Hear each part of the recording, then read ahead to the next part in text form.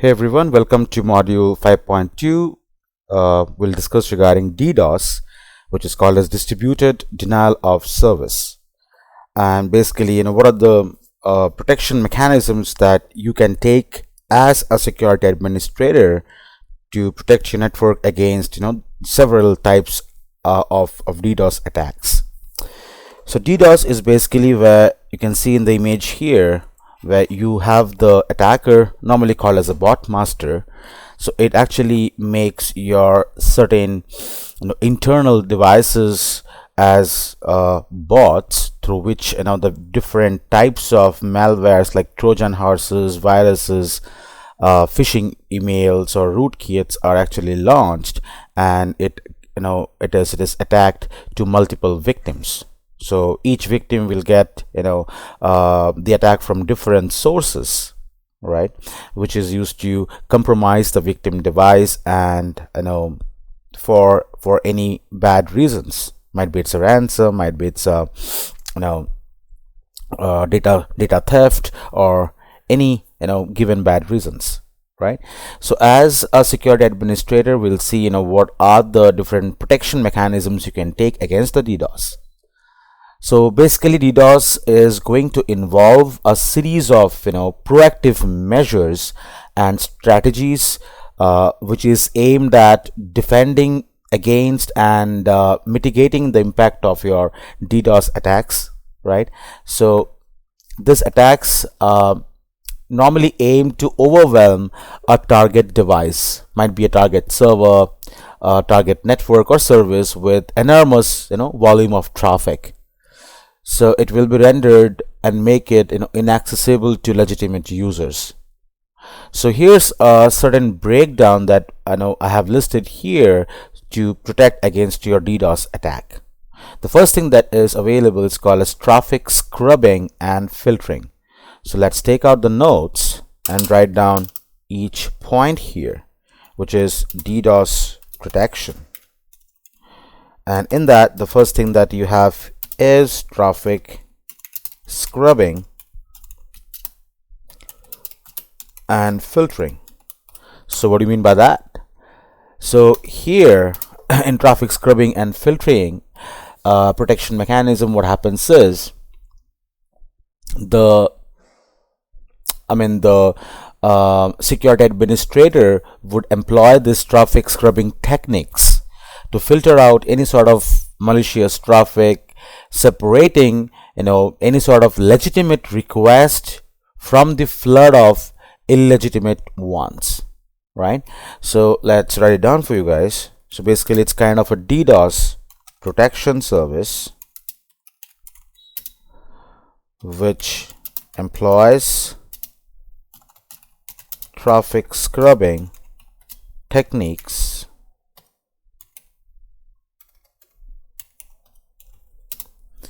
to filter out malicious traffic, separate legitimate request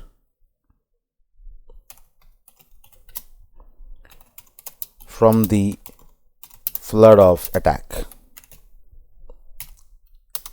So while doing so, you would need some sort of specialized hardware or cloud-based solution to analyze your incoming traffic, to identify and block the malicious packets while allowing the legitimate traffic to pass through. So basically specialized hardware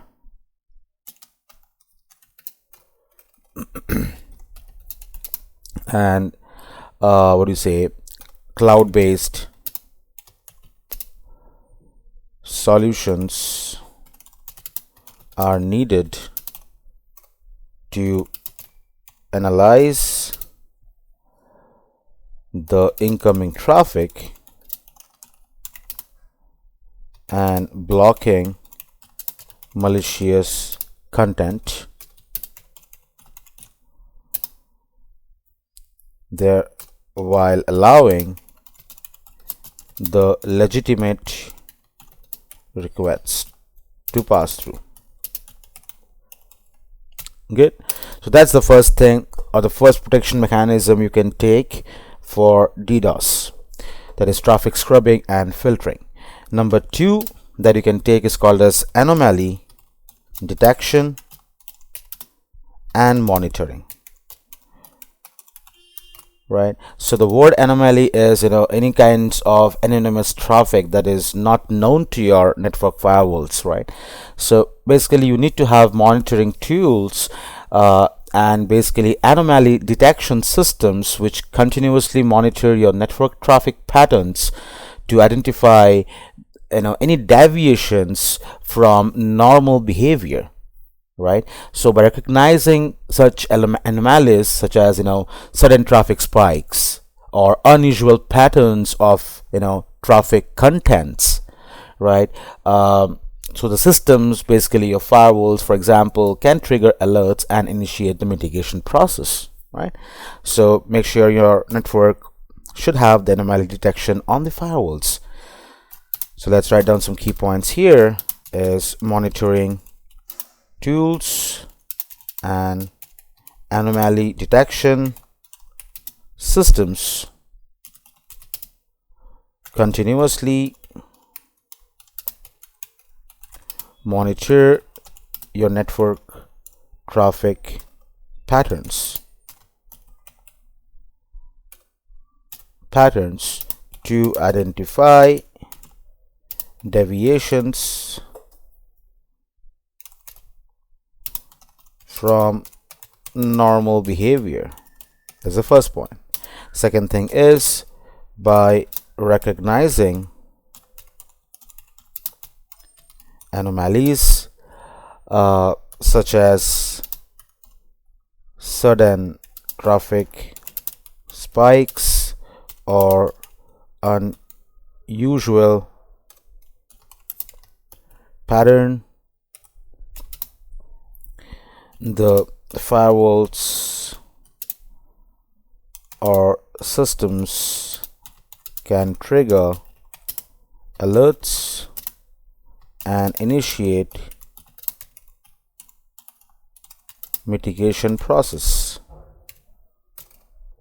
Good. That's the second step what you can take. The third one, that as a security administrator you should take an action to protect against DDoS, would be load balancing and redundancy.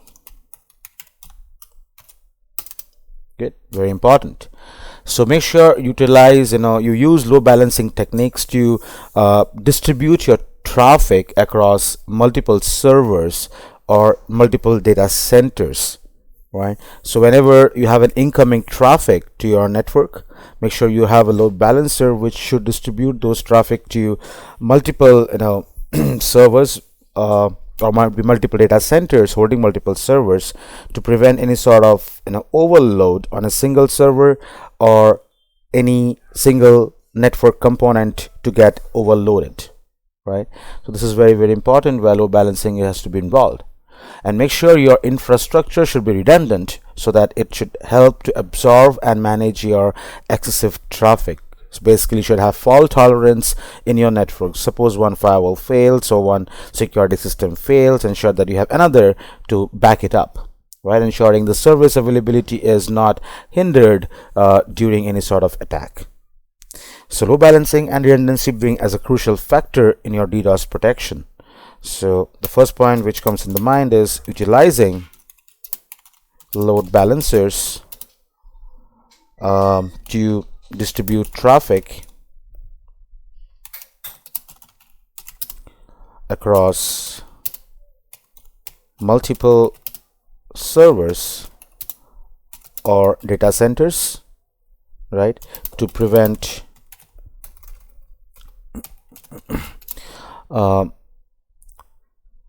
traffic overload, on a single component, and that component could be either network resource or it could be a server. Good. The next point is to have redundant infrastructure.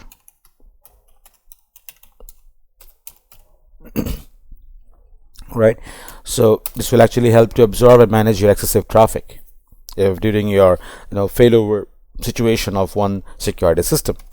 The fourth measure which you can take is to do something called as rate limiting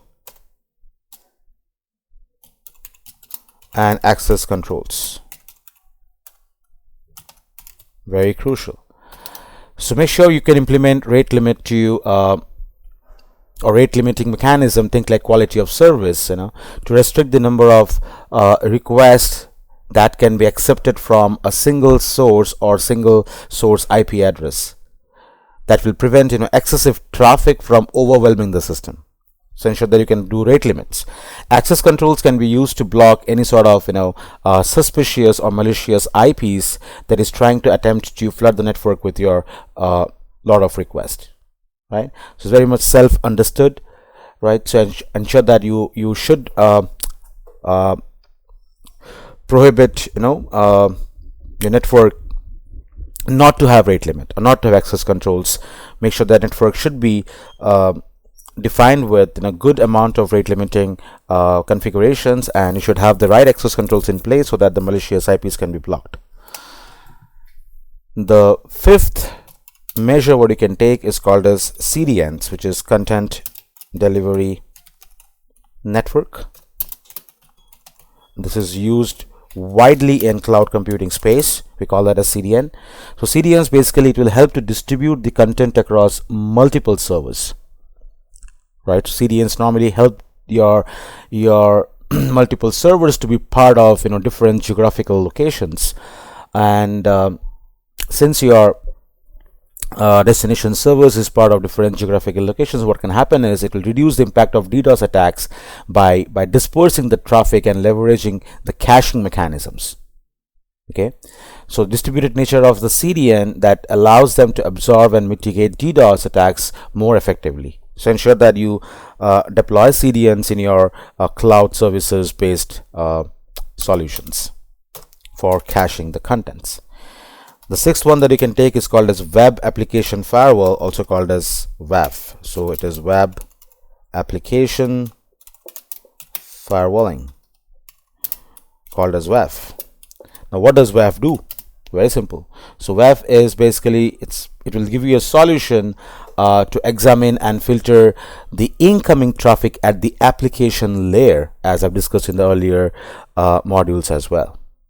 So now firewalls become capable enough to understand the layer 7 contents, read the application headers, read the signatures of those respective applications, match those against the database of the local firewall, or if it is a 0-day, then it can go and contact the respective threat portal or the threat cloud infrastructure to find the information about that particular application.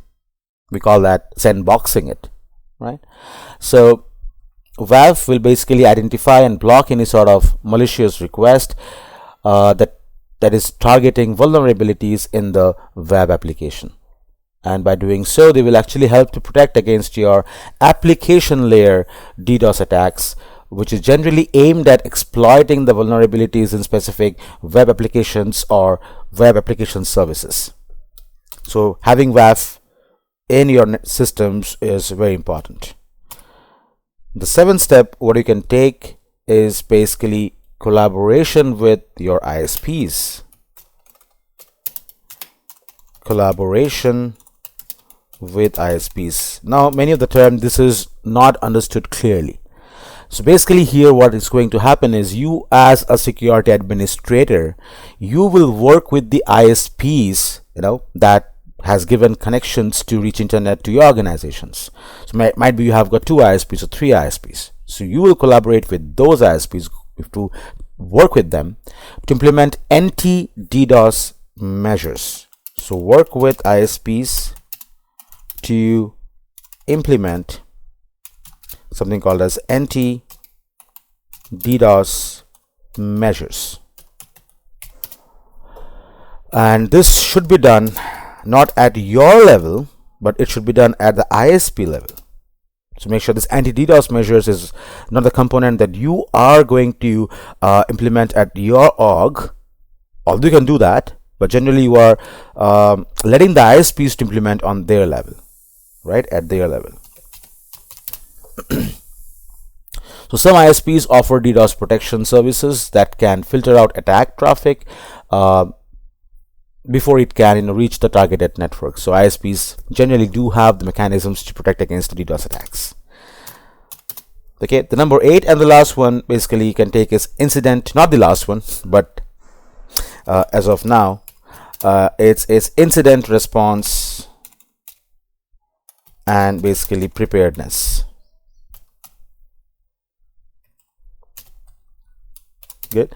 So ensure that develop comprehensive incident response plans that should outline the steps to take during a DDoS attack, which can include activating any sort of mitigation services, communication protocols, stakeholder engagements, right?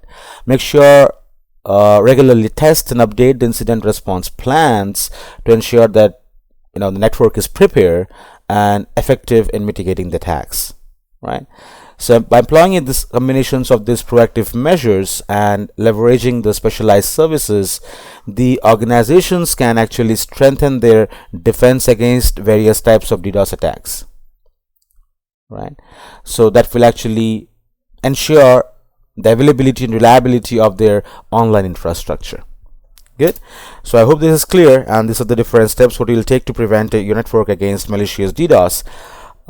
In the next sub-module, I'll talk about the zero-day attacks and vulnerability management. So what steps you should take to prevent your applications or network against zero-day attacks, and how will you take the steps to prevent any sort of vulnerabilities. So I hope this is clear, and thank you for watching. I'll see you in the next sub-module.